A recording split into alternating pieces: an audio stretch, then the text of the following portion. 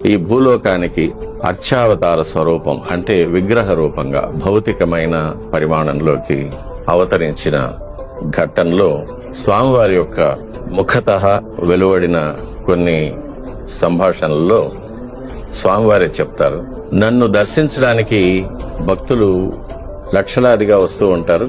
వారు చాలా అల్పమైన భౌతికమైన లౌకికమైన కోరికలు కోరుతూ ఉంటారు. ఒక ఉద్యోగం, ఒక వివాహం, సంతానం, ఆస్తి, పదవి, రాజ్యాలు, భూములు ఇలాంటివి కోరుతుంటారు. వాళ్ళకందరికీ కూడా నేను వాళ్ళ కోరికలను తీర్చి పంపించేస్తూ ఉంటాను. కానీ కొన్ని కోట్లాది మందిలో ఒక్కడొస్తాడు, వాడు నువ్వే కావాలి అని నన్ను అడుగుతాడు. అతన్ని మట్టుకు నేను చేరదీసి నా పాదాల దగ్గర ఉంచుకొని కాపాడి చివరిగా వాడిని ఆత్మను నాలో స్వాధీనం చేసుకుంటాను. దాన్ని సాయుధ్యం అంటారు.